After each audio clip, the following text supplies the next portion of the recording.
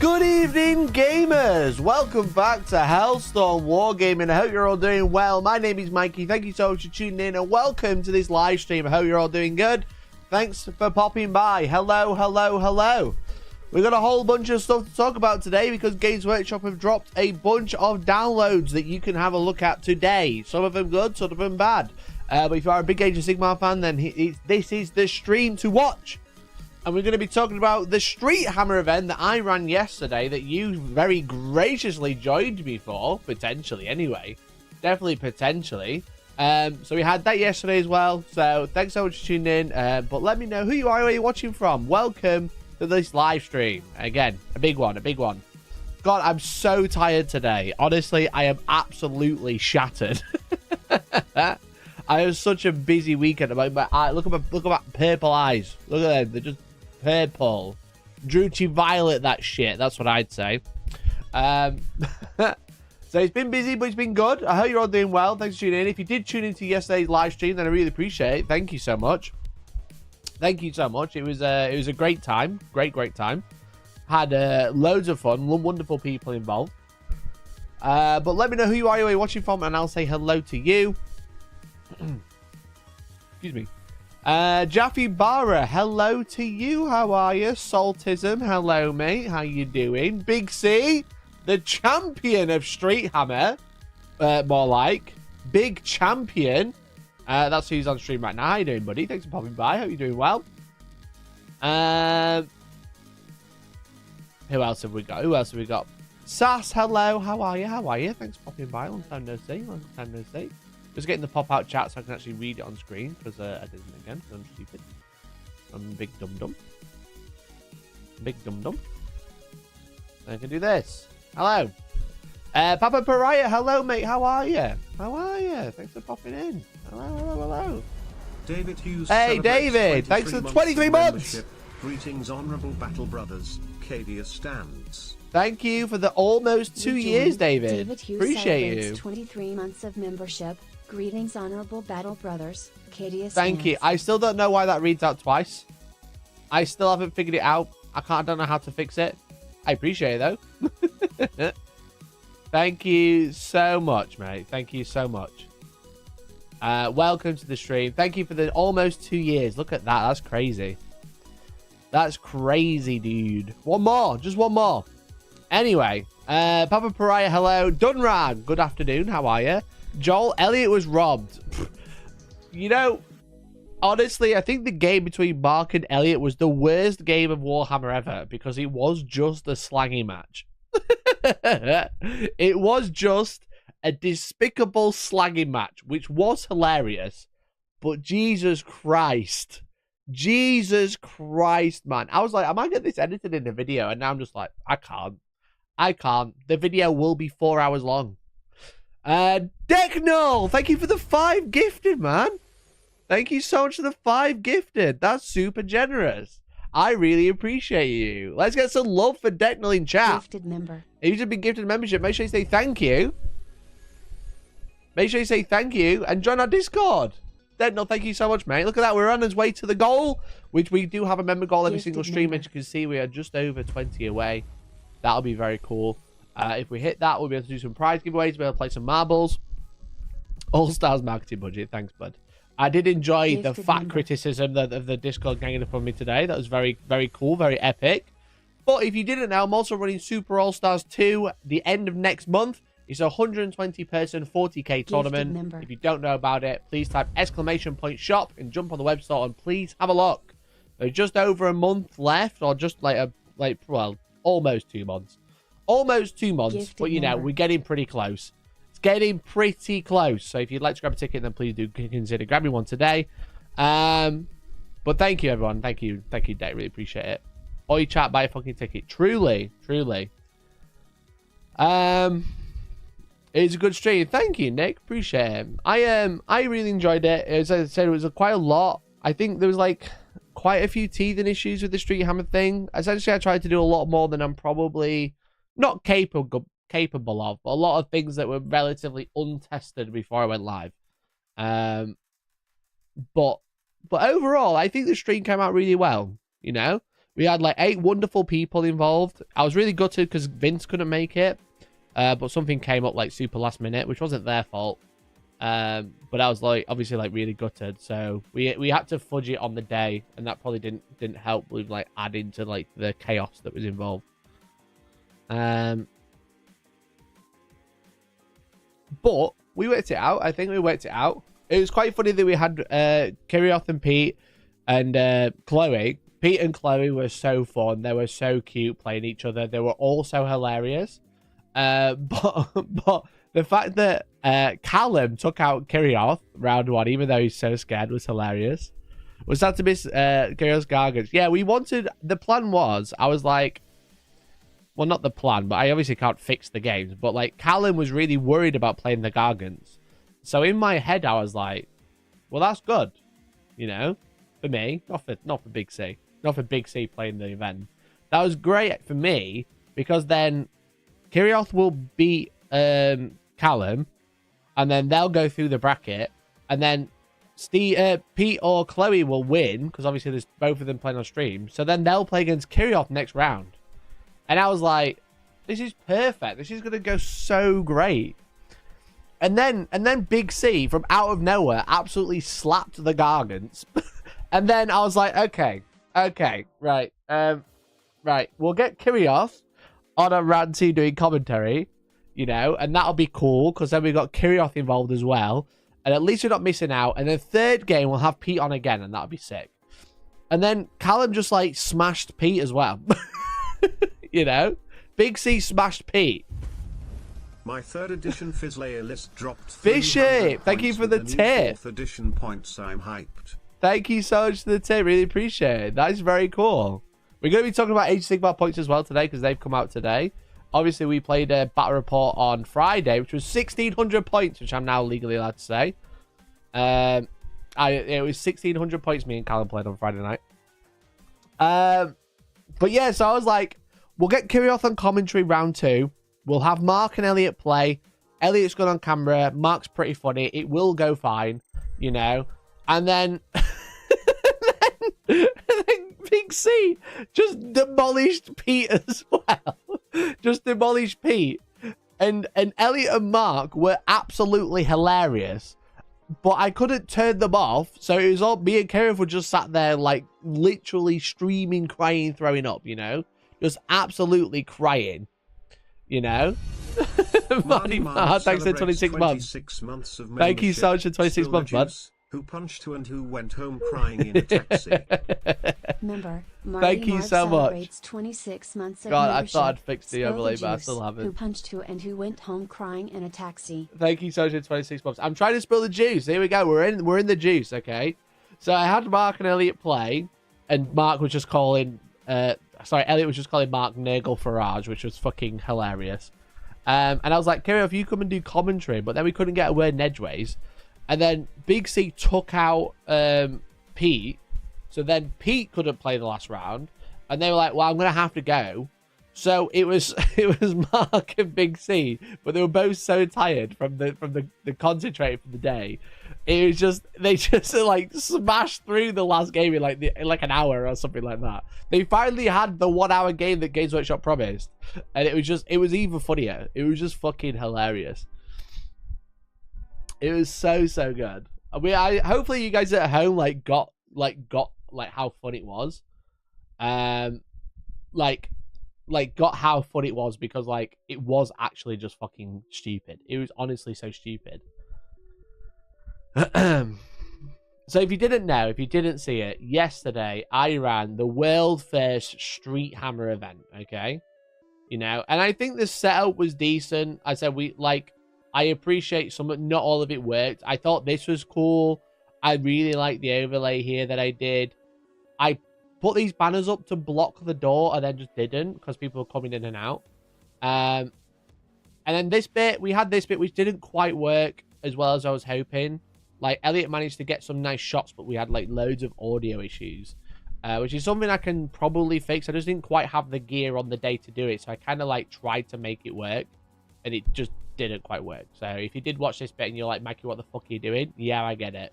I had too many mics on, and it just wasn't working. It just wasn't great. But then when we actually had the game on, you know, I think when the game was actually on and like Chloe and Pete and whoever were playing at the time, I think like the game overlay and stuff like that actually worked quite well, you know. And like again, Pete and Chloe were absolutely hilarious. They were great. They were just winding each other up, having a great time. But also they were just explaining the game really well and just like showing off the game really well. They were like honestly just pure ambassadors for Spearhead. If you watch this game and you're like, I hate Spearhead after this, then you're like, you just didn't watch the same game that I did.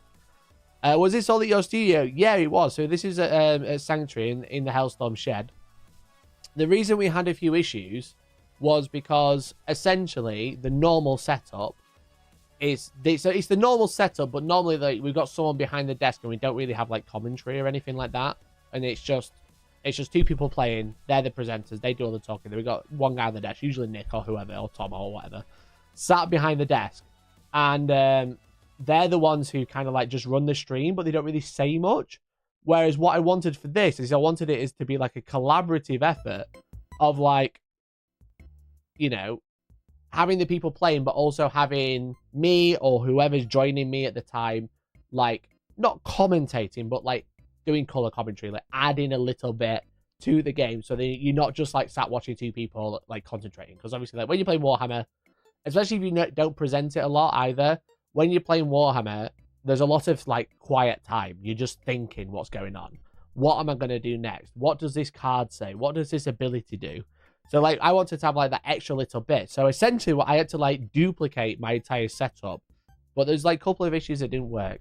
If you want to know the full technical jargon, essentially my computer is doing the same thing. And I'm sat outside on a laptop, remote desktop, controlling the computer from a laptop in the other room.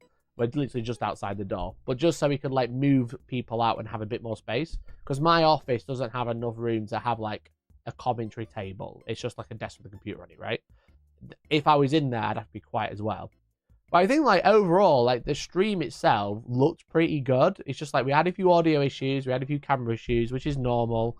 And there's also like a lot more moving parts than just running like a normal game.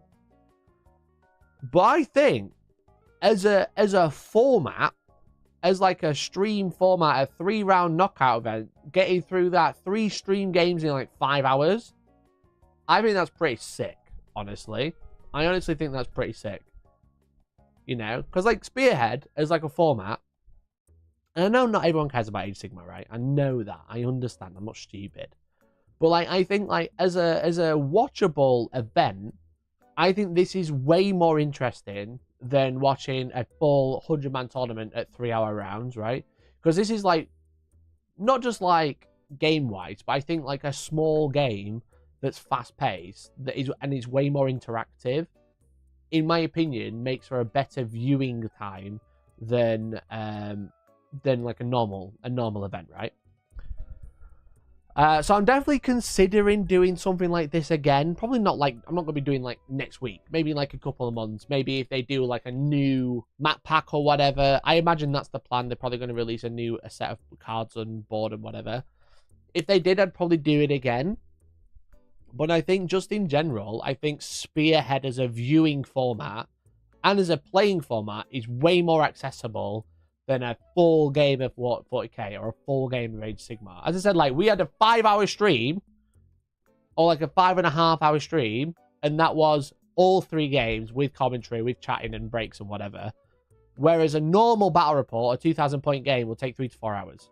You know, Combat Patrol tournament. The thing is, I'd love to do it. Combat Patrol is just a shit game. Like I love Warhammer, but like Combat Patrol is just so bad compared to this, I think. You know, I think they've got the same idea, the same concept behind them.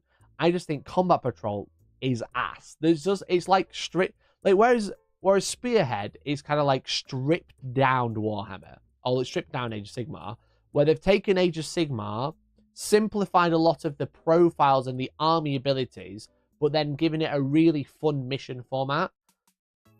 40k's Combat Patrol on the flip side is like stripped down, but it's stripped down and it's stripped down.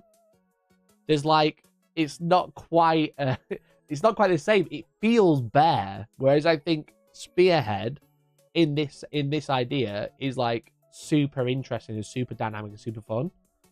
And I think it's one of those things where I can keep saying it, and people online can keep saying it, and Games Workshop's marketing can keep saying it, and you can become quite numb to it. But I honestly think if you try a game, I think you'll like kind of understand where I'm coming from. My concern is, I think it'll like, I think if people love it so much, it might burn out quite quickly, because the fact that you are playing the same army and you are playing the same deck every time can make it feel very stale. I think will make it feel stale very quickly. But I think the idea of it as like a really fast format that's very viewable as a viewer, you know, for a stream, for an event and stuff like that, is much more appealing in my mind compared to like trying to stream a full day of 40k or a full weekend of 40k. But ultimately, when you guys get your hands on it and you can try it out, that'll be the real tell, right? I could sit here on my soapbox and go, I fucking think it's sick. But I thought the event as a whole went really well. I thought like the idea of it was really fun. And I feel like there's like a lot I've learned from streaming of like this sort of game in this sort of setup. I feel like I've learned quite a lot, and I'm very excited to do something similar again, you know? Because the only time I've done something like this sort of setup with like content creators coming to play and me commentating, is kind of like when we did the God tier creator clash. I don't know if you guys, OGs might remember, but we did the God tier creator clash with Steamforge. Let's put Hellstorm. So we did a very similar thing with 8 content creators here, as you can see. This is the announcement trailer. But yeah, we did like a content creator tournament as well. I like how you search it, only 1 round comes up. There was 3 rounds.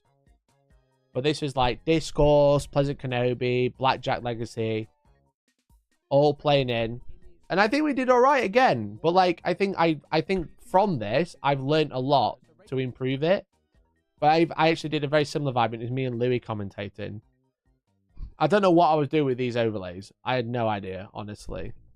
But again, the concept of it, of like running like a little content creator tournament, was really cool. And it was like, it's very similar vibe, as you can see. You know? And then like, if I skip forward, me and Louis, look at us in our little suits. Look at us in our little suits. And we've come on such a long way since this, right? This was like a year. When was this? Is it like was it a year and a half, 2 years ago? Oh god, 2022, literally 2 years ago. So I feel like we've come on a long way from doing like an event like this to an event like that, and we had like a lot of support from the company when we did this, which we didn't have this time. I did this all off my own back. This was like heavily supported by Steamforge Games at the time, which was like, I was super appreciated. Yeah, like we did like, actually like promotion wise, we did loads for the company as well. Like I've seen some like figures from after we did this, and it like super hyped, like the community of it was super hyped for the event, and people like bought into the game loads, which is super cool. I think God tier is a really sick game. I think it's like super underrated. I think the problem with God tier when it came out was it came out in like 2019, which was obviously a terrible time for releasing anything that is multiplayer in person. Or is it 2020, not 2019? It was bad anyway. It was like big COVID time. But it was a fucking sick game, and we did a similar thing. And that was my idea going into it with the Streethammer event, was like that sort of vibe, but Warhammer. And I feel like you can...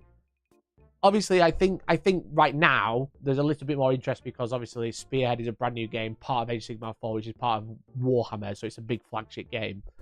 But I think like the idea of like streaming multiple games in a day is way more interesting. And I honestly think if the hype keeps up, you're going to see a lot more things like this compared to like running... Like, you're going to see big tournaments streaming Age of Sigmar, right? You're going to see big tournaments streaming Warhammer 40k. But I think this is like as an event, like a... Not just like, oh, I'm streaming my tournament. kind of like events, like event streams where things are happening and you want to watch it because your favorite content creators in there, or there's like prizes at stake. And just like as a viewer, I think this is like really interesting, really interesting. But it was great. So if you did watch it, thank you so much. It made zero money. I lost loads of money running it. It cost me a lot to put on. Yeah, like it was very expensive. So hopefully, if we did it again, I'd get some support or some sponsorships for it. But I'm like, I don't even care because it was so fun and so good to do. So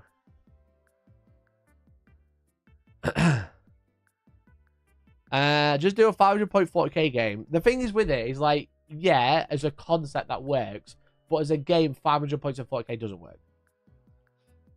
Made zero, I donated. Yeah, but it lost loads of money, so it made nothing. It cost me a lot of money to put on. Which obviously I do appreciate, but you know. Let me catch up with chat anyway. Let me catch up with chat. What's that to miss Kirov? Yeah, I was gutted. I really wanted Kirov round 2, but they chumped it.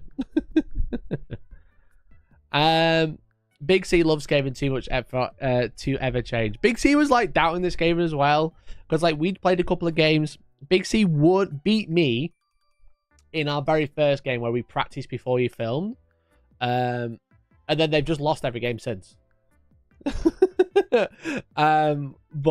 But yeah, they fucking smashed it yesterday. But they had like a practice game with Mark initially before the event, because everyone got there a bit early and had like a couple of practice games before the stream started. But yeah, it was quite funny because they like Mark lost and he was like, "I'll get you next time," and then just didn't. They just didn't, which is hilarious. So anyway, let me catch up. Rat Gang Rising, Rat Boy Summer. Everybody was robbed of a content creator final, treated with fatigue others. That's true. That's true, Big T. Well done, mate. Well done. Buddy Mark, thanks again for the 26 months. Appreciate it.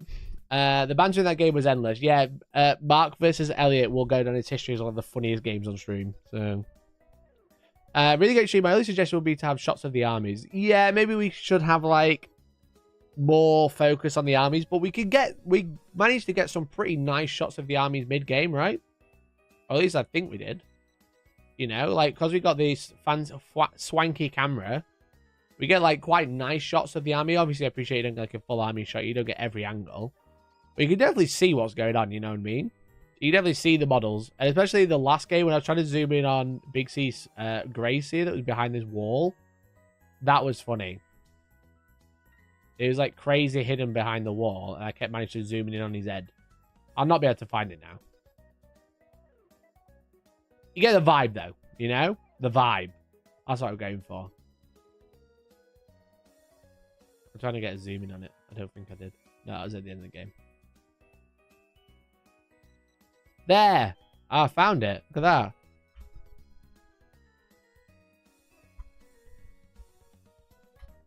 We did this big zoom on the Grace here. This was a million times better than G-Do's wrestling vibe thing. Well, I'm not going to say I should be doing Games Workshop jobs for them. Maybe they should have asked me to do it. Maybe they should have asked me to do the wrestling thing, because we actually had cameras that had full saturation. And did you see the zoom? You can see the highlights on the bone. You can see the highlight on the bone, bro. Look at that camera working its arse off. My camera's like up on this side, past the camera, and it's zooming in over here. Crazy shit, bro. Crazy shit. But yeah, like maybe we like get more shots of the armies. I'm not trying to discredit what you're saying. It's a good suggestion. I think there's a lot of things I would like to do better, but I think overall, I think it was quite successful. Especially like looking at like stats of it as well, which is quite cool because like I don't do a lot of Age of Sigmar content. I'm very much an ebb and flow type of Age of Sigmar player. When I'm in, I'm in. And when I'm out, I'm out. There's like no in between. Whereas 40k, I'm always kind of attached to it, right? Like Age of Sigmar is a sick game, and I kind of fell out with it a little bit just because I couldn't keep up. I fell to the thing that I complain about of casual players not being able to keep up the game, just shut up and read it. I succumbed to that, and I said, oh god, I can't keep up anymore. I succumbed to the same thing, okay? It wasn't great. I should have done it, but there we go. I fell out of it, and now I'm like well back in. I'm like so excited, you know. I'm like super excited for Age of Sigmar again. So, and it's nice because now I'm excited for Age of Sigmar again, whilst 40k is also in a pretty good spot. Because normally what happens is like Age of Sigmar is like a little side hustle, like a little fling I can go and have, whilst I forget about 40k because it's shit. And right now both games are really good, which I don't know if it's good or bad for like trying to cover both, but we'll see. We'll see. Really focused Spearhead events. Hoping to organize my first tournament as a chill Spearhead one day. Nice. Yeah, it's super easy to do. Super easy to do. All you need is boards and cards, you know. Spearhead works. Yeah, Spearhead as a game does work, I think. I think there's going to be balancing issues, but they are relative. I think most of them feel relatively good, you know. Hand and heart, Spearhead has me more excited to get out and play games of Warhammer. It's such a fun experience. I'm glad you're enjoying it, bud. So shout out to Big C. Congratulations to Big C, our first Streethammer champion. As you can see, that wasn't right. Don't know why that happened. Can you not? Oh, that's why. I've got my fucking arrow keys turned off.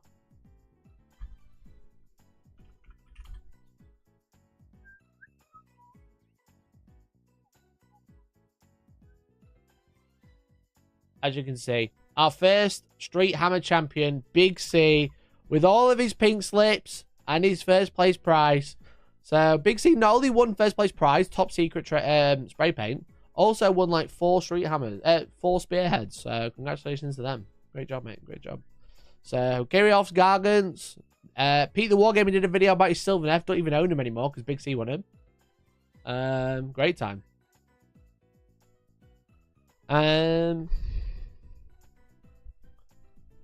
Spearhead needs to release regular realm expansions and new double-sided board with new decks. Yes, I agree. However,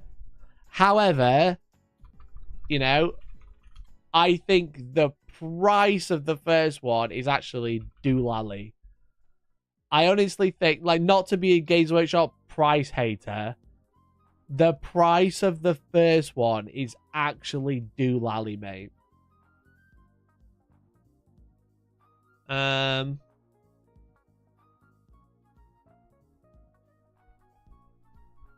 Chaz, I've got a link to the Realm pack.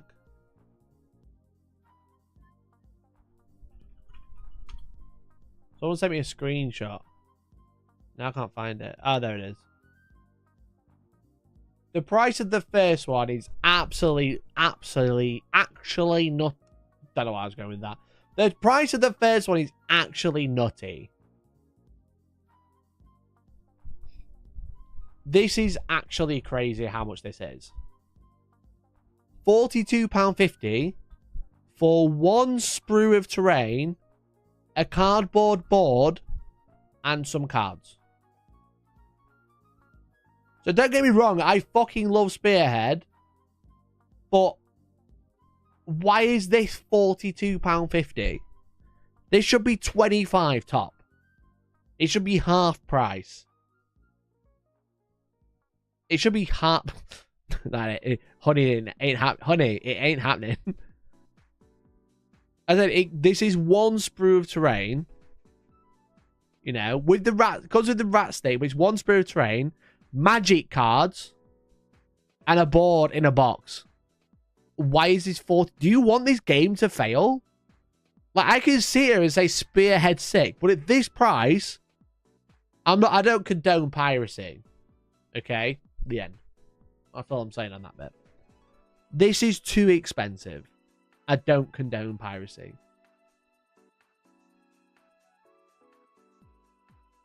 This is way too expensive. The board is double-sided, so that's 2 boards you'll pay for. Marty, you know that's not how it works. You're paying for 1 board that has 2 pictures on it. If it came with the book... I'd be a bit more like, fair enough. Can you even buy the Fire and Jade book?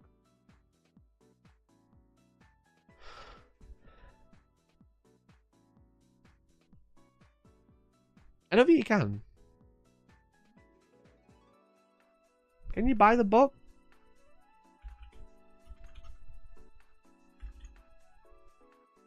No. Wait, you don't get the book with it? No, I don't think so. Let me have to double check. This compact terrains, cards, terrain, and accessories for playing Spearhead. Comes with the board. Also included are themed twist cards which show games are close right until the final dice roll. 1 double-sided game board, 4 plastic push pieces of terrain with the rat stick. It's also ideal for playing out the Spearhead games featuring this Fire and Jade book, which isn't included. 36 Spearhead cards, which is your 18 battle tactics and your twists, and the rat ruler. There's no book. What actually is the Fire and Jade book? So the Fire and Jade book is essentially the Spearhead rulebook. Okay, so it has the core rules for Age of Sigmar. It has the rules for setting up and playing Spearhead and how it works. And it has every faction rule set in there. So it's essentially the Spearhead Codex. It's like the Spearhead core rule and codexes for every faction mixed together. That is... I don't understand why that's £42.50. I honestly don't understand why that's £42.50. If it was like 25 for a board, some cards, and a bit of terrain, I'd be a bit like, yeah, fair enough. It's not going to be free like Combat Patrol. Yeah, they're free. The rules are free, but and they've released a free reference pack today, where it doesn't tell you how to set up Spearhead. You know, it doesn't tell you how, like, it doesn't tell you that you draw 3 cards at the start of your turn. It doesn't tell you, like, how to, like, the different format. It'll tell you, like, the setup. It tells you how to play. The rules are free. The rules are free in the faction packs, okay? Every faction pack and the cards you buy come with the Spearhead cards, which is cool. I like that. The rules are going to be free as of tomorrow, and then so on. They're going to be releasing the cards for free. But why is the book not in here? You know? Why is it £42.50, no book, 1 piece of terrain and a board? You know? It's literally 1 slice of plastic and some cardboard. Like, it's actually, that's the inside of it. It's actually a bit of a joke, to be honest. I said, if it came with the Fire and Jade gaming book, I'd be a bit more like, you know, you're paying 40 quid, you're getting a book as well. At least there's a bit of lore in there. So, like, I can sit here and say, Spearhead's so sick, you should all play it.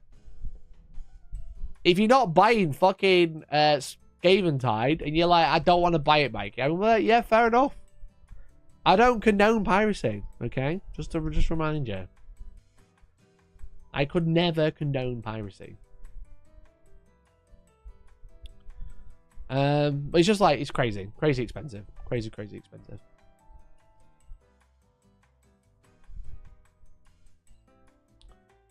So Lil Tim and Billy have to buy Spearhead each. So this is 140. Well, the Spearheads are a little cheaper currently. They're about 90. And only one of them needs the game board. But still, yeah. And you all bullied Pariah Nexo info booklet. I don't insult the booklet. The price is ridiculous. They want people to play this. Yeah, with official boards. Official cards.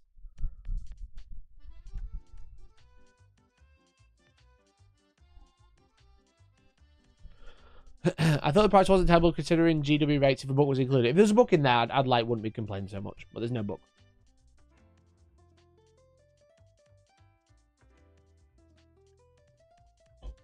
For Games Workshop prices, it's very expensive. You know? And Games Workshop is already expensive.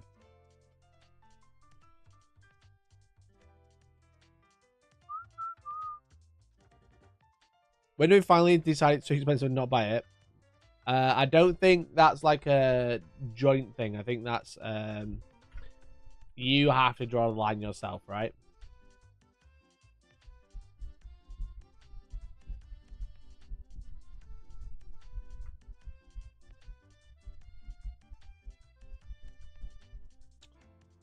Trouble is caring. Not enough people boycott it to hit GW in the pocket. That's the thing. Like, Because, like, people will play Spearhead if they buy Game and Time, which most people will do anyway. Or especially people in the game, right? People are already in it. New people won't go out and buy that. They will rely on other people who already have it.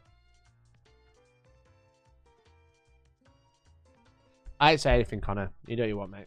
I ain't your mum. I'm not your mum at the end of the day. But Games Workshop do put out some stuff for free sometimes.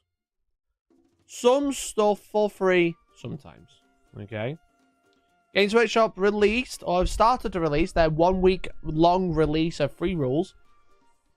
Starting with a quick start guide, a battle profiles and rules updates, Spearhead reference, and a rules, terrain, and glossary. Okay. I really hope they push Spearhead as a valid mode of play. It feels like they intend to. We can't really never tell at this point. If they release a new Realm Pack, great. If it's 42 quid, no one's going to buy it and they're going to call it a failure. You know? That's the issue we've got right now. That's the issue on hand. Spearhead as a format is really cool. Okay? I really like it. I think it's fun. I think it's a nice way to play multiple armies, relatively cheap, relatively fast. Okay? But, however, the problem with it is it's going to get very stale very quickly. So they need to add different maps and different ways to play. Keep it fresh, you know? But if a new pack with new cards and a new board and a new bit of terrain is £42.50 every time, nobody's going to play it. Nobody's going to buy it. Okay? Cheap. It's a cheap way to play Warhammer, you know? An expensive board game, or like a decent board game, you're looking like £100. It's like a relatively normal price.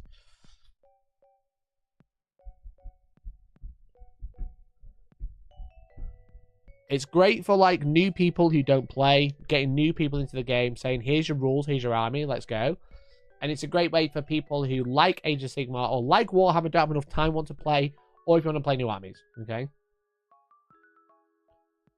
At least not expensive board and actions. Board and actions is a prime example, or another prime example of Games Workshop having an idea and pricing people out of it.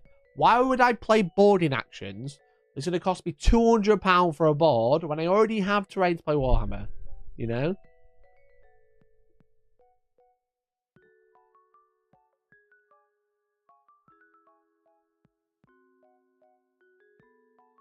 Games Workshop needs to understand why consoles were so successful getting mainstream.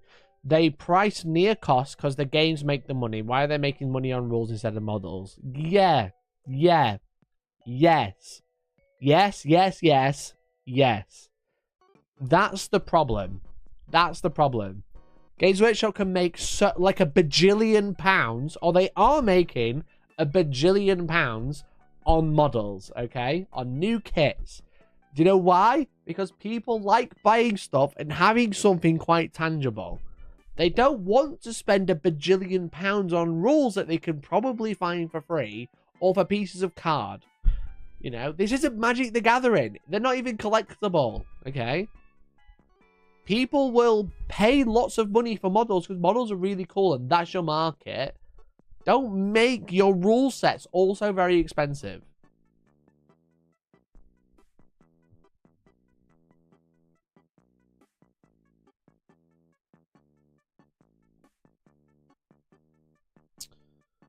Spearhead seems so much better than Combat Patrol, but best not price themselves out. Yeah, exactly. It's wild because they still support board in action, sort of. They keep putting out new rules for it in White Dwarf even now, but they haven't updated the mustering rules since 10th edition started. There are units in mustering rules for PDF that don't exist anymore. Excellent. Fucking excellent.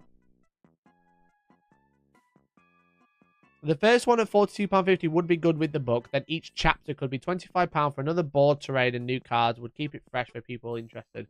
Yeah, like if they said, here's the Spearhead box, like the starter box is £25, you know. Here's a board, some cards, and a bit of terrain. That's all right. Because you like, if in your head you're like, 15 quid for a little bit of terrain and £10 for some card. In my head, as a tight Yorkshireman, I'm like, yeah, that's all right. That's not bad a deal, you know. That's not a bad of a deal. But £42? Like another 20 quid on top? No. No, I can't sit here and go, oh yeah, go buy just that. Buy Skaven Tide because you want it, right? And if you don't want it, hope someone else has bought it so you can play Spearhead. You know? That's all I can say. That's all I can say in that way. It's actually crazy. Actually crazy. This is copium. Rules should be free. I said it. That's the thing. Like even these are expensive. You know what I mean? Like, these are relatively expensive, but you'll use these for a year. But selling these with a bit of cardboard, a bit more cardboard and a piece of plastic for 40 quid, no one will buy it. You know? You make so much money off models, you don't need to charge 40 quid for some card. But anyway, chat. Anyway. I can keep moaning about prices. I could do it all day, but you know. That's not what we're here for. What we are here for, as I said, Games Workshop have released a quick start guide, battle profiles and rules updates, a Spearhead reference, and rules terrain glossary.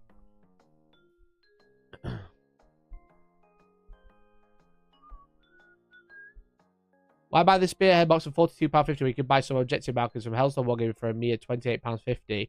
And members get discount. And you can use them in Spearhead because they have a 3-inch marker on, alright? They have the Spearhead size already on. The pre-orders are going to come in this week and start getting shipped this week. Okay. And also, you support a small person. A one-man band. You need to chill harder. I do. So maybe you should be buying some objectives from me, which are expensive, but I'm an independent. I'm not a £1 million corporation that can make things for literally pennies, all right? But what I can do is sell you some nice objectives that work for Spearhead. Okay. Anyway, so yeah, Games Workshop released 4 new profiles today, and the problem is with these is the terrain pack is very laggy. The terrain set is very laggy. Oh, it caught up. Look.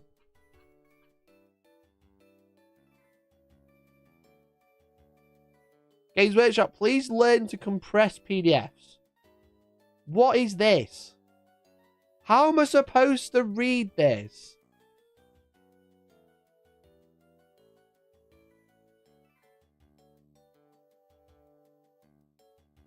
How am I supposed to read this? It's not doing anything. Has anyone else managed to actually read this document? Oh, it moved.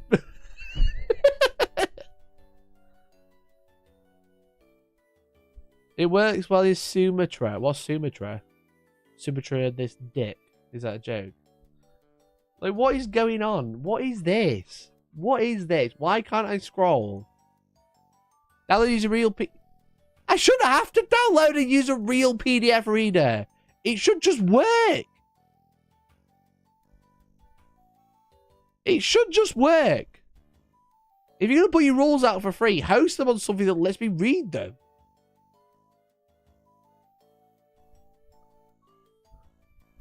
Let's open it in Adobe Acrobat.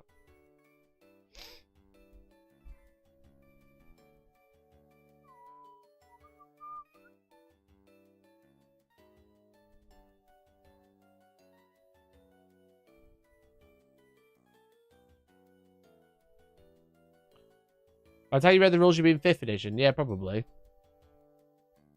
Even Adobe's kind of struggling. I'd say a little bit better. Kind of struggling.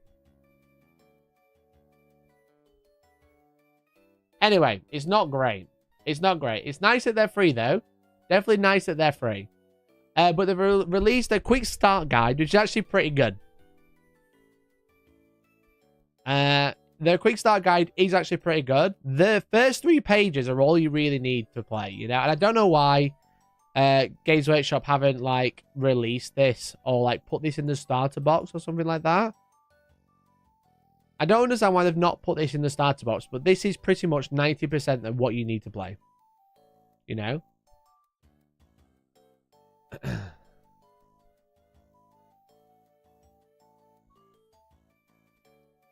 So I do like this. So as of tomorrow, if you play an Order faction, you can go and play Age of Sigmar. Because all of the missions... Oh, I left it downstairs. I'm an idiot. The General's Handbook is obviously coming out, but all of the missions are...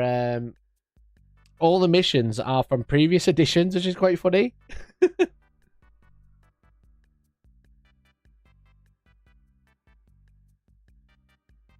if they put it in the start odds, they'd add £15 to the price. Yeah, but they should just... This should be a little fold-out thing. If I had these... Because we didn't have this when we were playing games. If I had this, I would have been able to play so much faster. But we didn't have this. You know? But this is a great document to have while you're learning, you know? But this is the Spearhead reference, as you can see. It kind of gives you a vibe of how to set up, but it is a quick start guide.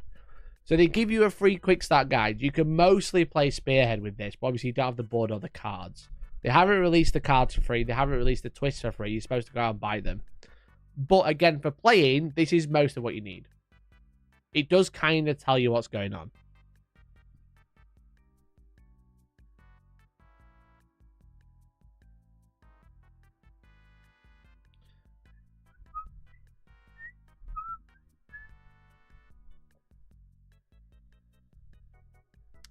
Someone must have filled them with BMP or TIFF images or something. Yeah, I don't know how to like make it like faster. It'd be nice if it was.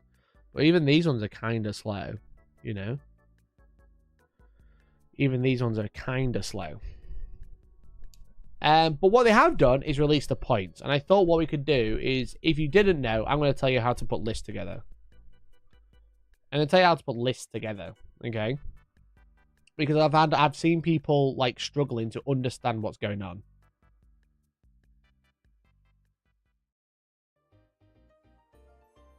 The Spearhead thing is in the other thing, the big file, but no cards. Is it in the big file, is it? Is Spearhead in here? I don't think it... Oh, it is. So they're charging £42 for a board and some cards. It is here. Okay, interesting. In the document that is super slow. Yeah, missing this bit, right? And then they've reprinted that.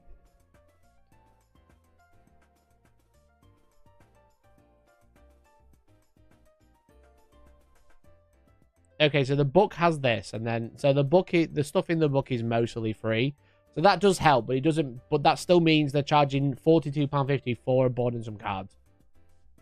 They couldn't even put a book in there that they've literally released mostly for free, or will be releasing for free.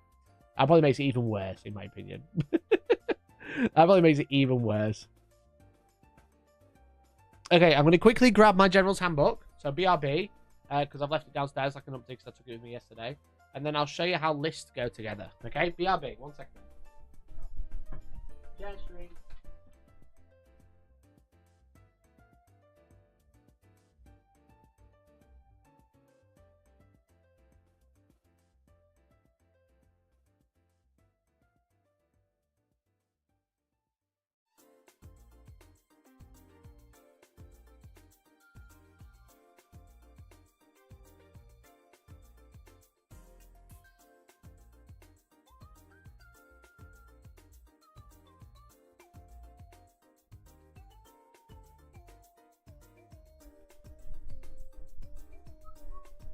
Hello. I have returned. So the General's Handbook is the mission pack. So this is the mission pack if you didn't know. This is the... For 40k you would have this. For Age of Sigmar you have this. But they actually include this, or a card version of this, in the Skaven Tide box. So if you have bought Skaven Tide, you don't need this, because they have cards for it already.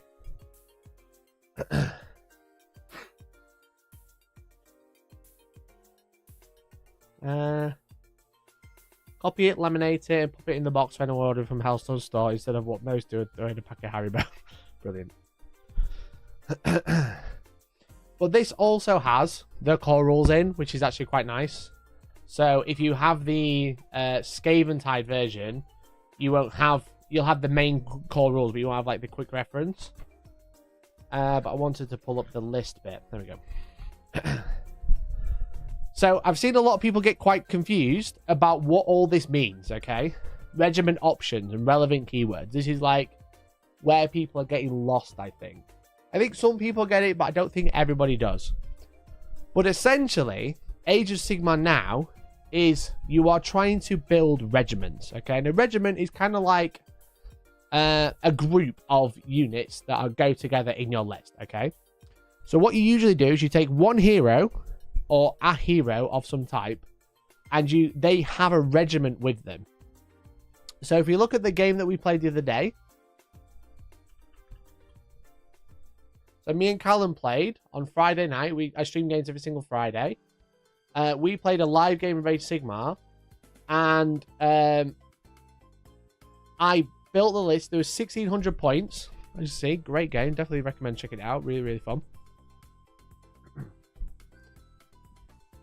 But if you look at the lists, how they're laid out. So, for example, let me see if I can find the lists. Or like a video of them. So this is the list I used. So it's Ossiarch Bone Reapers, as you can see. So it's like a small mixture of units, but these are split into multiple regiments, okay?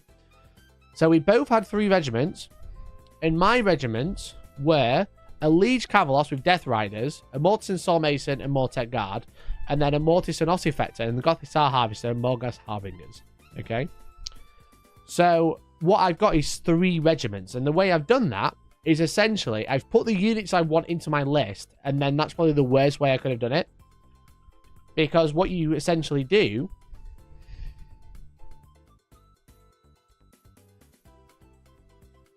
I love that, it's just broken.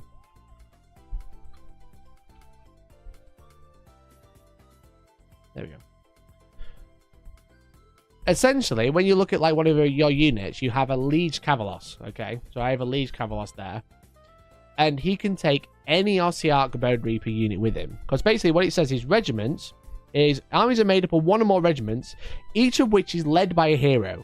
You must have at least 1 regiment in your army, and you can include a maximum of 5 regiments. To add a regiment, pick a hero from your faction, then pick up to 3 non-hero units to accompany them. So what this is probably saying is the maximum amount of units you can have in a Sigmar is 15. Oh no, sorry, 20.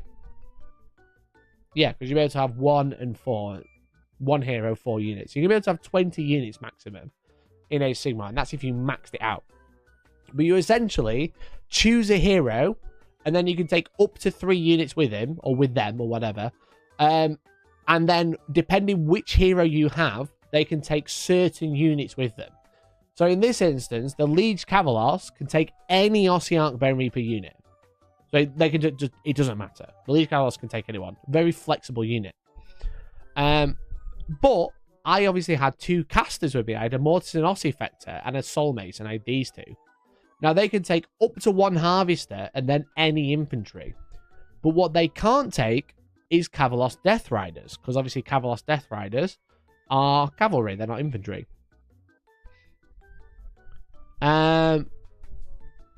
That's not a nice list building restriction. Yeah, exactly. Also, Lee, appreciate it, but you should have just come over and said hi. Next time. I'm there all the time. I know that's where my studio is. So an Ossifector can take up to 1 Harvester and then any infantry. So any infantry unit, Mortis Guard, Mortek Guard, etc.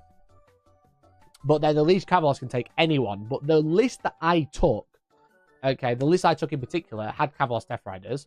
And I couldn't take them with the Ossifector and the Soul Masons. I had to take them with the Liege Cavalos. Which, when we were having a chat, you know, when I was chatting to Callum and stuff like that, Callum took his general on his own because he wanted to try and deny the battle tactic in Age of Sigmar 4 of Slay the Entourage, which is basically kill a unit in your enemy general's regiment. So obviously, if you have a regiment, let's say I've got Liege Cavalos unit, I've got Liege Cavalos and then the Cavalos Death Riders. The Death Riders are a unit in the regiment, so they are a target for that battle tactic. So that's something you have to kind of like consider currently in Age of Sigmar 4 with the first General's Handbook to watch out for. Because of these battle tactics, Slay the Entourage, if you put crappy units with your general, that opens up a really easy battle tactic for your opponent. I didn't want to put the Kavalos Death Riders with the Liege Kavalos because they're the frontline unit. They usually die quite quick, but I had to in this way to build the list.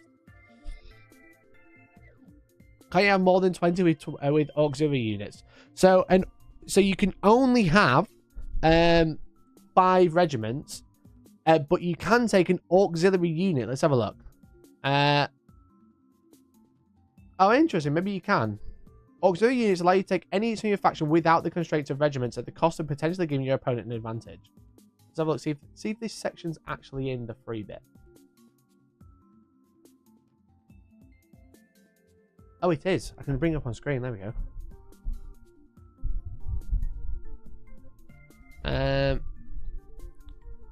You can add any number of units or auxiliary units section of your army roster. Oh, I thought they were still limited to 5. Interesting. Very interesting. Okay.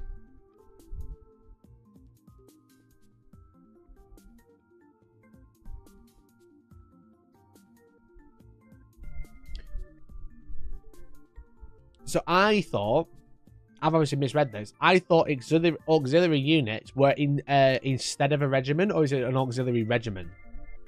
But it's not. So you get as many units as you like, I guess. So auxiliary units allow you to take any unit not part of a regiment, but it counts as an extra drop. It drops by itself. It is essentially a regiment, but you can have more than 5. Okay, you can keep going. You have as many as you like, as we've both just learned. We just all learned together. However, the thing is with regiments is they are 1 drops. So if you played Age of Sigmar 3 or Age of Sigmar 2 or 1, you'll know that you are trying to build into detachments, into battalions, and so one of the benefits of that was 1 drop where it all dropped down together. So a regiment drops down together, and whoever sets up first decides who goes first or second. So you are probably likely or wanted to be forced into regiments, so you get a low drop number, so then you can decide who takes the first turn. That's probably going to be the meta initially, I imagine, if people are going to be trying to build 1 or 2 drops, maybe 3. I think 3 is probably going to be average. But if you start taking auxiliary units, you not only have more drops because auxiliary units drop by themselves. So if you've only got auxiliaries, you've got to drop each unit 1 at a time. Your opponent's putting down 2 to 3 units at once. You also, the opponent with the fewest auxiliary units gets an additional command point at the start of each battle round. So they're going to always start with 5 or 6 if they are the underdog, for example. So they're going to have 6 command points compared to your 4 if you're taking loads of auxiliary detachments. Because it's every battle round, which is actually crazy. So if you want to start spamming some really strong unit and just take loads of them, you're giving your opponent such a huge advantage. They're not only deciding who takes the first turn, which is obviously big. They can out-deploy you, then force you to go first, and then double turn if they need to. But they also get a whole bunch of command points, and they're going to have 5 command points a turn minimum.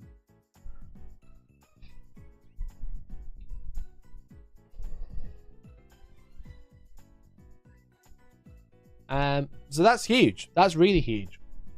But as I said, so that's what all this means basically. You can take, for regiments, you can take any heroes, and then the keywords essentially limits what you can take with them, and then how many can go with them, obviously. So there's some that open them up. So Liege Kavalos can be taken as a sub commander with Katakros, Archon the Black, or Nagash. So obviously the super supreme dead can take a Liege Kavalos with them in their regiment. But most things are going to be pretty open. You can see any Ossiarch, any Ossiarch, any Ossiarch, any Ossiarch, any Ossiarch. It's just these 4, the casters here, are a little bit more limited. The Bone Shape, the Ossifetter, the Soul Mason, the Soul Reaper. They can't take War Machines, which is the big one. So currently, if you're playing Ossiarch Bone Reapers, you probably want a Liege Kavalos, or Vokmorshin, or one of the main characters, so you can start taking Mortek Guard and Harvest. Well, maybe not Harvester, because you can probably take a few. Mortek Guard and Kavalos Death Riders as part of a regiment, so you can reduce the number of drops. So what that means is a Liege Kavalos is probably going to be in every single list, okay? Or a Xantos, because they can take any. Vokmorshin's decent, don't get me wrong, but he's a Liege Kavalos is a really good unit. He's very strong in combat. He's very survivable. Whereas Vought is still a funky character. He's still a funky caster, and you're probably still going to be wanting to take the Mortison ones. So that's something you kind of have to watch out for when you're list building, is you put all your lists together, and then you got to build it into regiments, where actually I think you probably want to be considering the characters you take, and then they are going to limit the units you're going to take with them. And then if you've got 1 or 2 units you can't fit, you can take them as auxiliary. But honestly, I think 0 auxiliary is probably going to be the norm. So if you're taking 1, you're giving your opponent command point every turn, which is not good, I don't think. Command points are really good. They're really easy to spend. Having 4 of... I had 4 a turn, and I was spending them all every turn. If I had 5 or 6, I'd be laughing because I'd be spending them as well. So that's something you kind of like have to consider, really, is like, how do I fit this into regiments, because I don't want to take auxiliary. Auxiliary, I think, is a way of just letting you have freedom when it comes to list building. But I don't think it's going to be a good idea most of the time. You know? I honestly don't think it's going to be a good idea. But what we have seen is the Terractic Court. The Terractic Court is quite cheap. So this is the new Warcry warband that isn't actually out yet. But I'm excited for it because I think the models are sick. I think the models are so sick.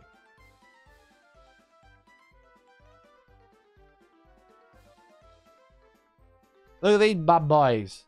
You got a Kavalos Death Rider with a guy. You got some guys with spears. There's maybe some heavy infantry coming one day. You got birds. And you got dogs. What more could you want? What more could you want? So I'm excited for those. I can't remember what they do. I don't have the faction packs on me right now. But I'm excited to see what they do, because I think they're 140 points. They're the cheapest unit in the army. Yeah, straight up. Straight up. Oh, except for the Ossifector. The extra CP that you will give your opponent will be quite big. Yeah, it's not going to be good. You're not going to want to give up an extra command point to your opponent every single turn. No way. That's 5 command points over the game. That's not going to be good. Burn Doggos. Yeah, I'm excited for those. I'm super excited to get all of them and start painting them. So that's what you kind of need to watch out for. Is any... if there's any factions you want me to have a look at, so I can kind of show you like what's probably going to go together quite well, let me know. But yeah, I think if you're taking, you're probably going to, in obviously Outer Rubies in particular, because they're the ones I've been playing with. I played those on Friday night. They were super fun. The spells, the manifestations, crazy cool. Crazy, crazy cool. We'll go over some of the generic ones as well. But I think you're probably going to take like a Kavalos Death, at least Kavalos, or at least one of the named characters every time. You're never not going to take one of those, because also they're just really iconic as well, like a guy on a horse. He allows the Death Riders to fight with him, fight together, so you get to choose 2 rather than 1. And the Bone Shapers and stuff like that are really good, but they're like, they buff units, but if they get touched, they do just die, which is no good.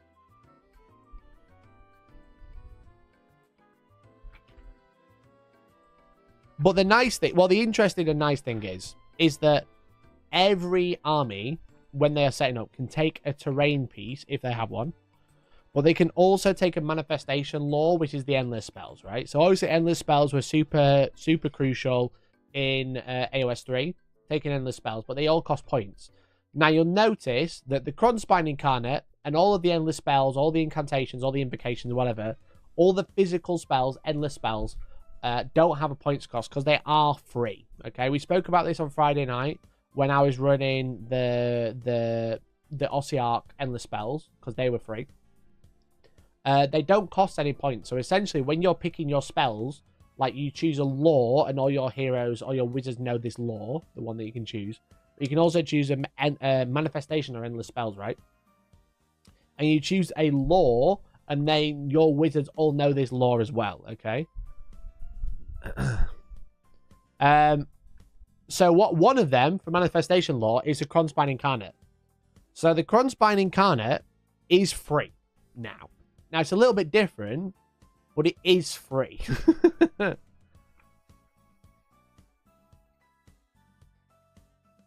it is very similar, you know? It is very similar. So it's 6 attacks, 4s, 2s, rend 2, 3 damage, anti-manifestation plus 1 rend. Because obviously manifestations can be attacked now. Because obviously it used to go around and eating endless spells. Now it fights endless spells just better. It has 12 health, a 4-up save, and it's an 8 to banish it, and it moves 10 with fly. Essentially, if there's anything that would remove like a manifestation, such as like banishing this endless spell, you do 6 damage to it. Let me just double check. Yeah, you activate 6 damage points, but you can't take wards.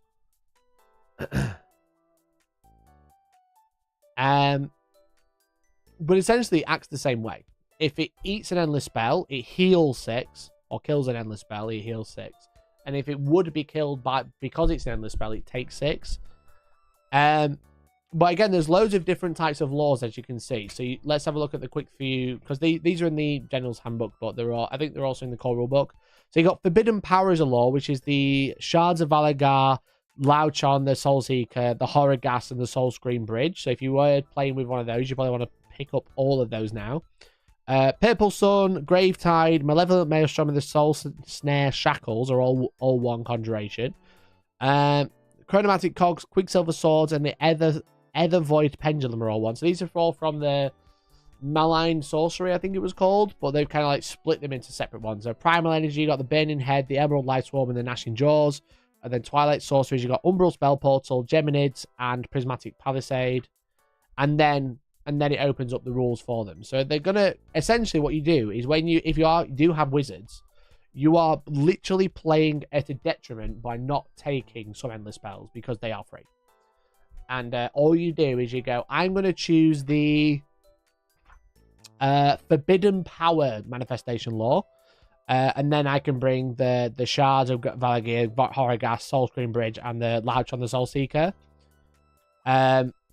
Which is like, feels a bit crazy, but it's nice that if you play your faction, you can take your faction and endless spells. But again, much like Age of Sigmar having this terrain thing, right? Where if you have a faction pet terrain piece, it is free. Then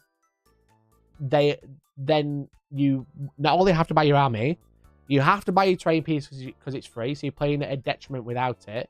But also now you have to at least have a manifestation law available of some sort of pack of endless spells because they're also free, so you're playing at a detriment without it. So you're probably looking at like 40, 50 quid on models that are free that you just kind of have to have, because if not, you're just playing with like a hamstring, right?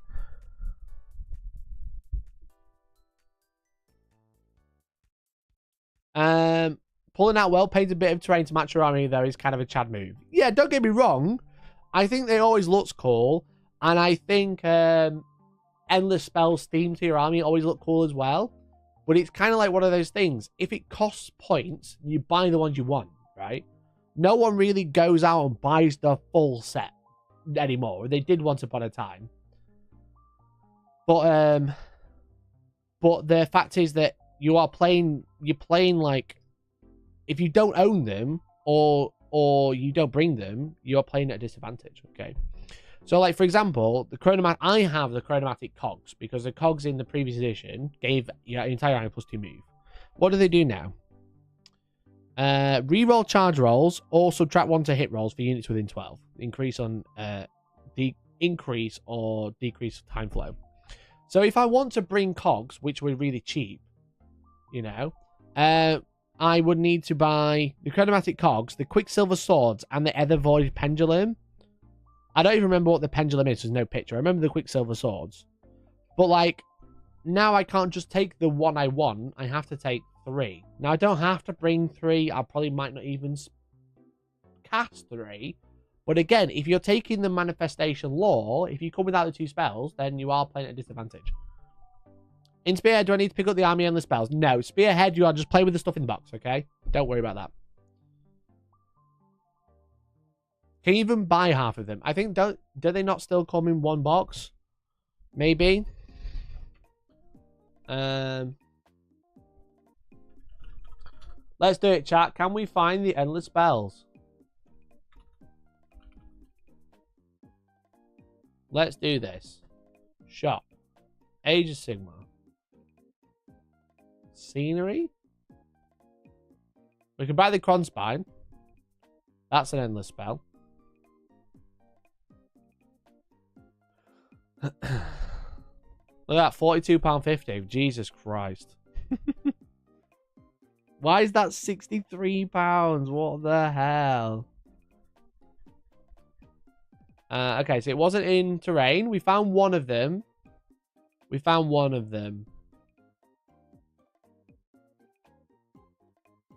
Online only? There's not an endless spell section. We're going to be here all day.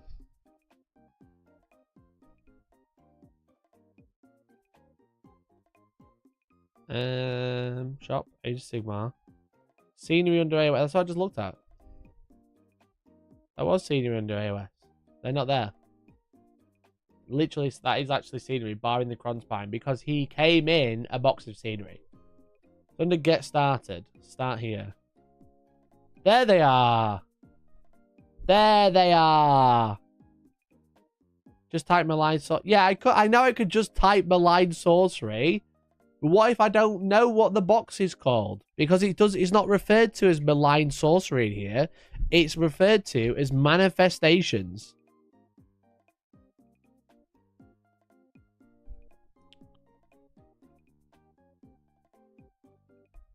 You can find the rules for using endless spells in the magic module.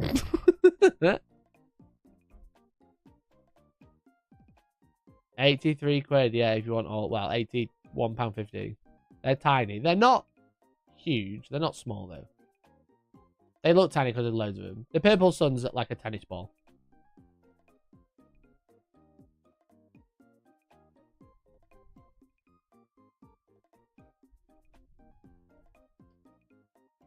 But yeah, if you want that one manifestation law, you need all of these spells. The first one.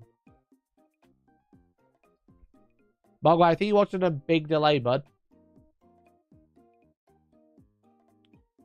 I don't think you're understanding the point. Malign Sorcery is a lot of kit, £50. Yeah, it's not a bad kit.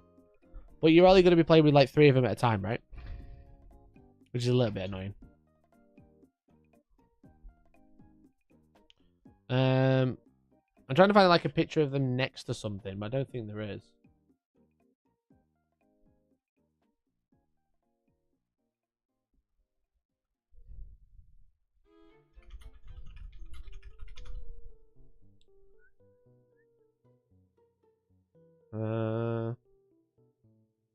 They're not exactly small.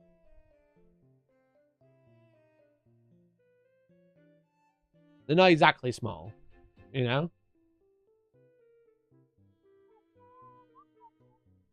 How big are the bases? I think the Purple Sun's on a huge oval base, like a not a Dread Knight one, but slightly smaller. Trying to find more with like context like that one.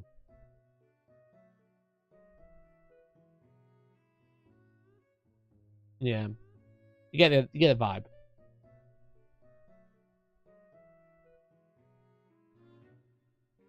Purple Sun is cool. Yeah, Purple Sun is cool. The Purple Sun. See if we can find it. The Purple Sun was fucking stupid. I don't know if it has the same rules. It probably does. Let me see if it has the same rules.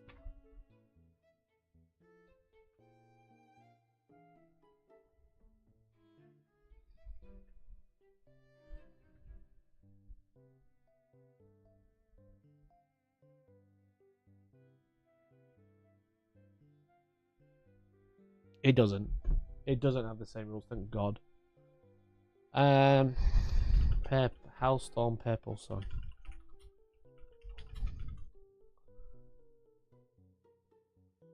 So, the Purple Sun, okay. The Purple Sun, in the previous game, on the Age of Sigmar 3, basically you used to roll a dice, and on a 1, you used to eat a model within combat range. You roll a dice every model within range, and like on like a 6 or a 1 or something like that, it used to just like fucking destroy models, like just eat them whole. So this is me playing against my friend JJ, and me with 2 more crushers next to each other. Oh my God. This game's fucking shit. And what happened was the purple sun ate both of my maw crushers. Okay, what happened? He just fucking purple sunned him. And he purple sunned him. I have 10 hobgrots left now. No. It was stupid. It was honestly stupid. You just like roll a dice and then on a 1 or on a 6 or something, it just eats the model. That was it. Just take it off. No ward save, no save, whatever. You know?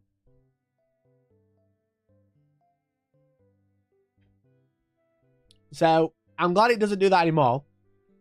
But, yeah, as you saw, it wasn't exactly a small piece of model. Forbidden Kirby of the Warp, yeah. So, I own a Purple Sun. And now I have to buy. Because I bought the Purple Sun on its own like an idiot. And the cogs on their own. So, not only do I need to buy that, I need to buy the Grave Tide, the Malevolent Maelstrom, and the Soul Snare Shackles. Hilarious but stupid, yeah, exactly. Can you ally between Slated Darkness and Monogod factions, or have they lost access stuff to Soul Grinders? So, as far as I'm aware, there is no allying, but you can take the Regiments of Renown. I think you can take the Regiments of Renown along with them.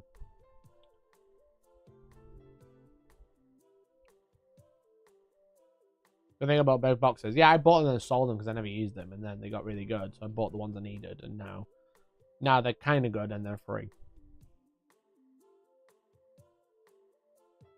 So yeah, so Regiments of Renown are essentially like regiments that are allies. So they're mercenaries. You can take them with you, right? So like, for example, Elthwin's Thorns, which is an Arch Revenant of 5 Gossamer Archers, costs 260 points, and you can take it with any of these factions, okay?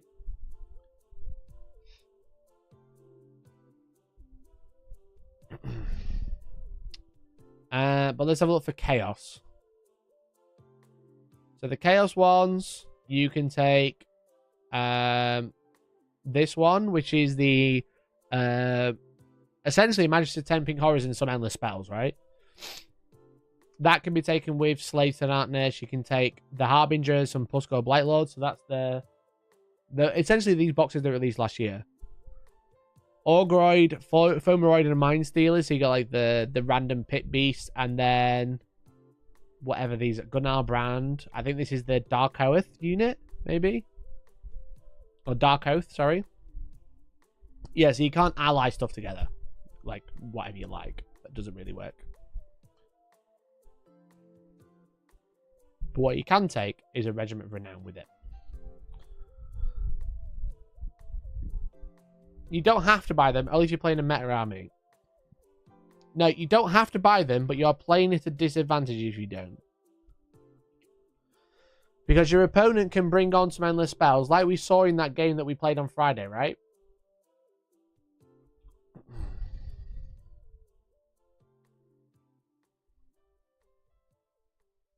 Like in this game with Big C, I was just bringing on 3 units. I was bringing on the Bird and the Nightmare. God, my stream quality is fucking fire, chat. Look at that. Isn't it great? I could watch the shit out of this.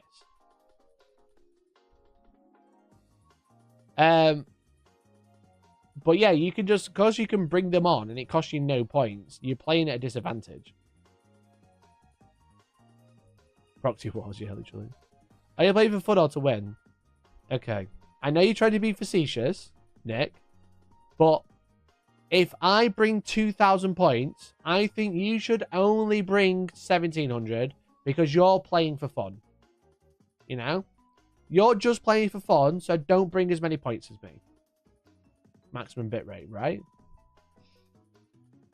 Looks great, doesn't it? I could watch this all day. I need to have a word with Nick, though, because he loves the top down. I hate the top down. Nick leaves it on the top down way too much. So yeah, I think, Nick, you should bring less points than me because you're playing for fun, okay? Because the games are balanced with the fact that I'm bringing manifestations with my army because they've got a wizard, you know? But it's just like you are just playing at a disadvantage. You don't need to have them, but your army's just worse for no reason, you know? You've doxed yourself. You have doxed yourself. That's cringe. ban me. I just wish they tacked onto the manifestations of faction terrain and balanced that way, so I didn't feel like you were required to buy them if you didn't want them. Yeah, again, you don't have to buy them, but it's just, if you are playing a mirror match, your opponent can bring them for no extra cost, you know, which is weird. It's weird.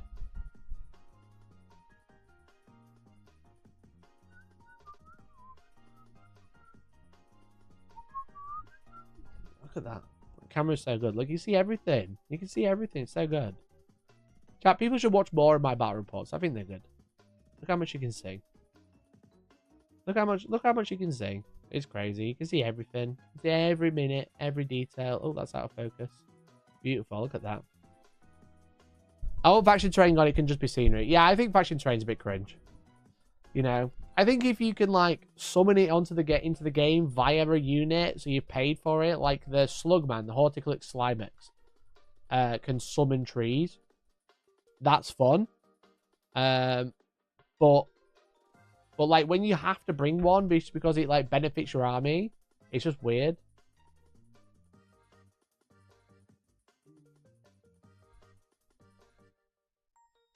If you're playing for fun with your friends, you don't have to use them. If you're playing competitive and you want to win, I think you were misunderstanding me then, Nick. That's all. As I said, you are playing at a disadvantage if you don't have them. You don't have to use them. No one has to use them. You don't have to use dice if you don't want to. You can just make noises and kill each other. But all I'm saying is if you're playing a game and you pick up a game and you're like, hey, mate, do you fancy a game Friday night? You know? Fancy a game Friday night? Then, you know, you turn up, you've both got exactly the same list.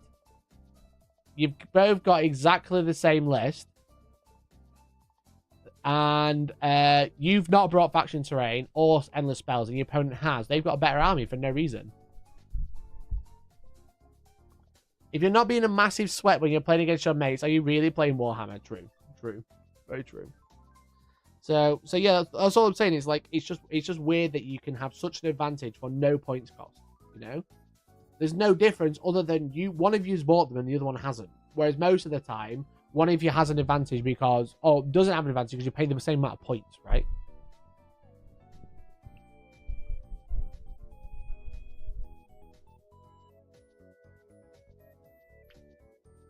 Well, I mean, it's only an issue if you're playing competitive, because if it's a friendly, you should be able to say no to terrain or spells. But yeah, but then you're not playing in Warhammer Age Sigmar. You're playing Warhammer Age Sigmar with custom rules by saying we're not using terrain, which is fine. But if most people don't play custom rules, they play what rules they have in front of them. I've tried to sit here for many years to go, you don't need to buy the latest mission pack. Buy an old one and play that. You know? But I always get told I'm stupid because pickup games, people always have to play the newest thing with the latest rules, with the exact map pack or whatever. And it doesn't happen. So now you decide to sound like me, but argue with me, but being for the things I've said multiple times in the past. You know? So where do I stand? Where do I stand, basically? If you don't have to buy anything new, you can download all the rules for free and use handbook from 5 years ago if you want to, because all the missions are from there anyway. You know? I've tried that, and every time I say that, people say, well, when I have pickup games, you have to play the latest thing. So now I'm saying, if you're playing the latest thing, you have to buy the terrain, you have to buy endless spells, because you're playing at a disadvantage. And now I'm being told that you don't have to. Not everyone wants to play like that. And I'm like, where am I? Where am I?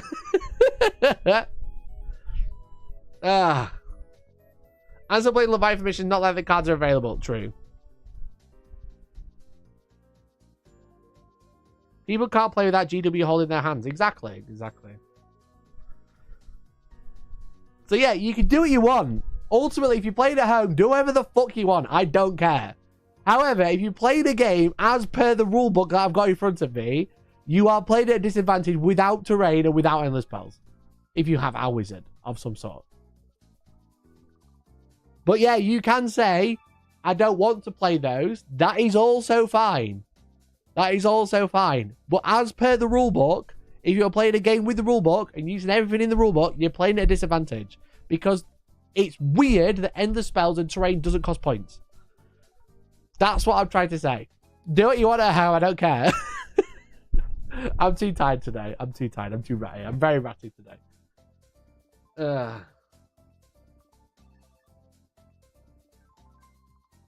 I like themed by the player armies and matches. Rules are meant to be bent, broken, lol. I get your point. If you're playing by the book, you need them. Yeah. That's what I'm trying to say, mate. That's what I'm trying to say. Like, yeah, obviously you can do what you want. That's fine. I also agree. You know? And I also, as I said to you, just said, but like in the past, I've kind of like sat here and gone, there's a new mission. I think I made a video about it. I'm sure you don't need this Hellstorm. Maybe not.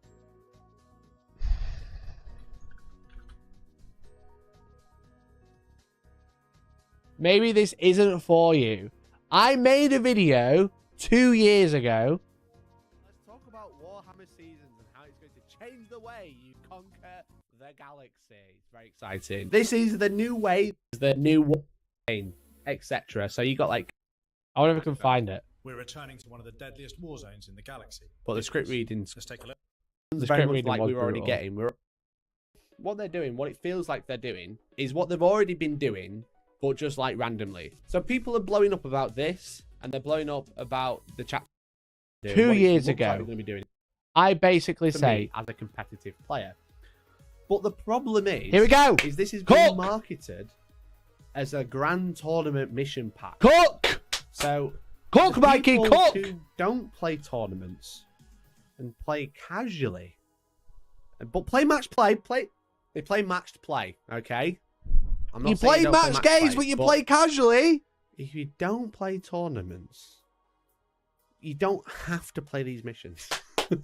I think that's what people are struggling. Either I'm missing it. He's so brave! Maybe you guys know more. Let me know down in the comments or in the He's in the chat so brave and so like powerful! Maybe I'm missing something. But if you don't play tournaments and you just play with the same people week in, week out, why would you buy this mission pack if you don't want to? Okay? If you want to play new missions, you want to spend 20 quid or whatever it's going to be, fair enough. Okay? But if you play matched play with your friends, but you just play with the same group of people, there's matched play missions in the core rule book, which you need to play. Whoa! There's a chapter approved. Is there? Like, that's 20 quid now, which you probably have, which has loads of missions in there as well. And the new one, which the 2020 version, or 2021 version, which you might not have bought. I might not have. It's going to be really cheap on eBay soon. It is this one in 6 months' time. It's going to be like really, really cheap. Okay? And let's be honest. Do you still have your field manual? Have you not thrown it away like I did? Exactly. Exactly. So there we go. I cooked then, and I'm cooking now. Okay? If you don't want to play this, don't fucking play it. But every time I do this, I get loads of people in the comments being like, I agree, you don't need these. Technically, however, it's going to create an even bigger divide between casual and competitive players. You know? It's just full of people, not the ones I've liked, just full of people saying, oh, well, don't fucking, I don't want, well, we have to play the new one. We have to, because everyone else plays a new one, you know? And it's like, well, now I'm sat here and saying, well, if you play the new one, you have to do this. Everyone's like, well, we don't have to play that one. Fucking, I can't win. I can't win.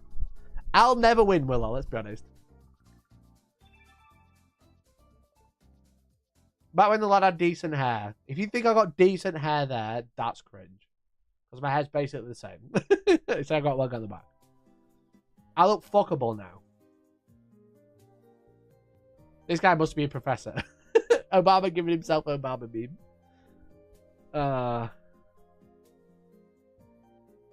Fuck, so I've just seen the limited edition core rulebook is £155. What the fuck? When CPM so bad we reacted to our own videos, Techno I'll ban you. Sure.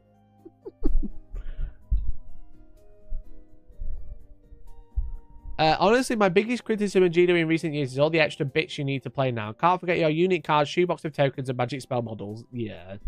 There's quite a lot, you know? It's all these little extra things. It's like, it's cheap. They're relatively cheap individually, but it's adding it all together, right? And like, yeah, to play Age of Sigmar, before you buy a model for the army, you need the General's Handbook, access to the core rules, which are free, access to the cards, which are free, but you need the General's Handbook, you need endless spells and terrain feature in for most armies, you know?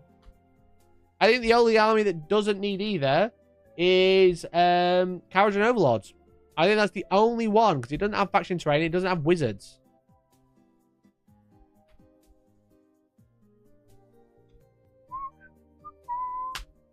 Cowards and Overlords, the only army that doesn't function like an Age of Sigmar army either, because it shoots and it doesn't fight in combat. Also doesn't have terrain or endless spells.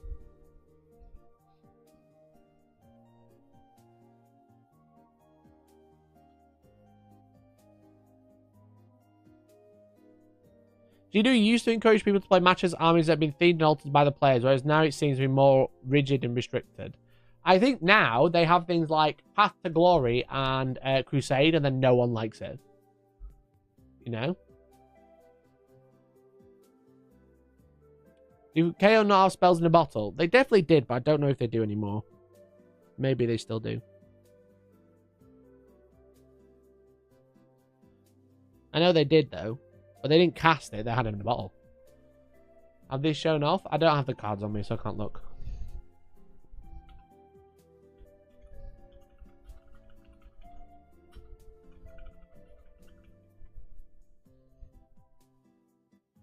Well, they showed off the regiment abilities.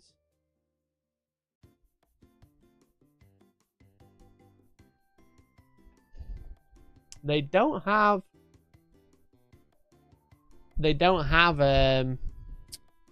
spell in a bottle.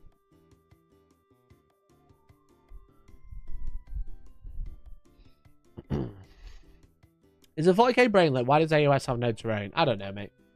It's so weird because there's some very good shooting armies and they have no terrain, then complain about shooting armies. The whole point of it is 40k, it's fighting in cities, right? In city battlefields. Whereas Age of Sigmar is like fighting in the fields, like classic fantasy battles. So I think the reason they don't have terrain is because it's like the more classic Warhammer of playing with like a couple of broken bits knocking about and that's it.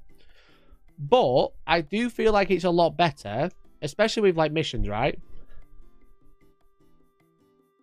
So if you have a look at battle plan, for example, we played focal points the other day.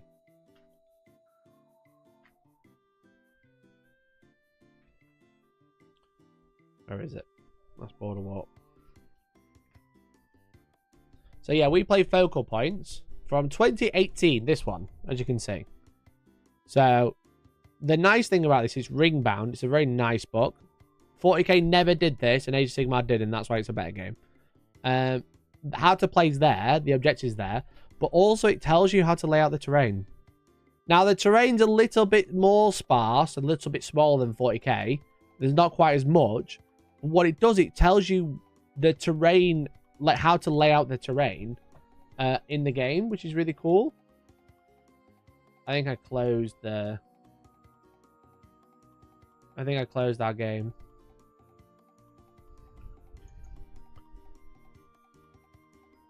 Let's talk about Warhammer season. That's not right. Let's talk about Warhammer season. That's just the wrong link for some reason. That's weird.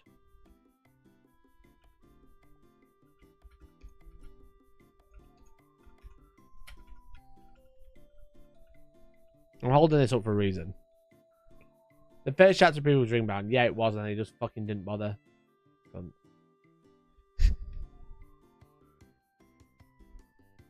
They should have. Yeah, it was, and they just fucking didn't bother. No, the joy of Nick putting the top down on them forever. You'll be able to see where the terrain is. So yeah, so this is the terrain layout, and these are the objectives. This is the terrain layout. If you look here, we've basically got the same, right? We've got like the big building at the bottom, like we have here, just to one side of the objective. We've got some little bits in the middle. We've got another one there. We've got some places of power on the bottom left and bottom right. We've got some extra obstacles. So yeah, like I like that they show you how to lay out the terrain on it as well. So it's not a bad book, but if you do have the Game and Tie box, you don't need this book, so please don't buy it. Basically, I think terrain is in 40k is a crutch for bad rules design. It's a game of shooting, so it does need terrain. Because if not, you just shoot each other. Like, that's the problem with Age of Sigmar, is that if you bring an army that's full of shooting, it just shoots you and you die because you can't hide anywhere. Aesthetically, they're two very different games. Rain has really been raining for 4th, though. A Lizardmen Laser Dinosaur is 18. Yeah, but most games you're setting up 18 away.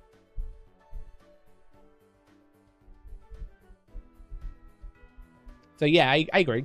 I agree. It has been reined in, but it's always been a problem, you know? Here's Kharadron Overlords. Their entire army is based on shooting. They can teleport stuff with the ships now, or they always have been. You get in a ship, the ships can teleport 9 away, and then they just obliterate whatever they can see. And then they double turn you, and they shoot again. Like, just crazy, just for no reason. There's always been an issue. Whenever Kharadron Overlords are good, it's the worst time to play Sigma. So, look at it. Chat, I wish I didn't make battle reports because then I'd watch more and I'd watch mine. Look at that shot. Like, you can see it. Look how beautiful the models are. I'm going to start doing self-fellatio. I'm really tired. I'm probably going to go. But anyway, that's my thoughts on the new Age of Sigmar stuff. They're going to be releasing profiles every day.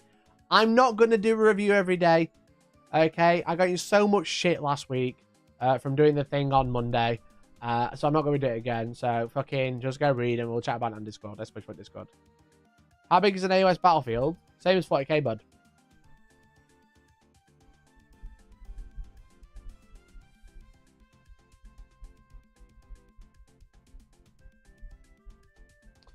.44 by 60. Old 4K edition just a lower killing power. Well, yeah, but there was also a lot less variety of units, right? It was basically like Space Marines with some transports versus Eldar with some transports. Now people want big, massive, fighty robots. And it's going to be like that, you know? So...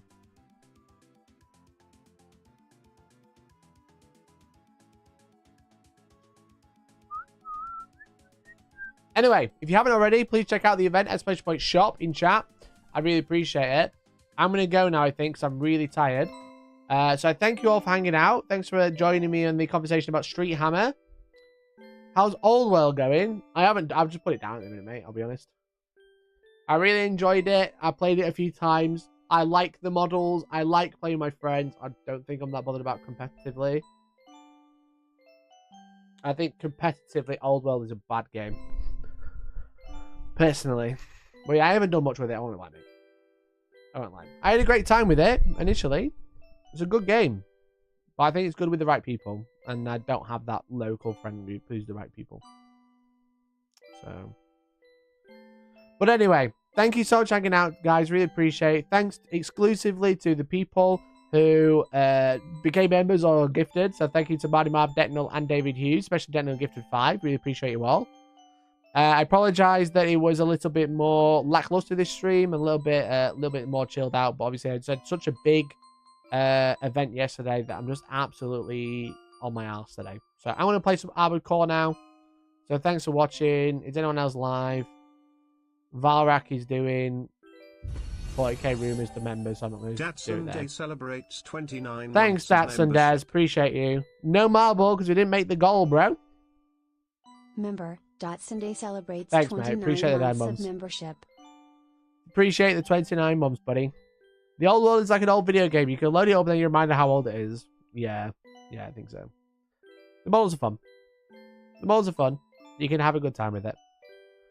But, yeah. Anyway, thanks for watching. Appreciate you all. And I'll catch you on Wednesday for the morning news when hopefully I'm more awake.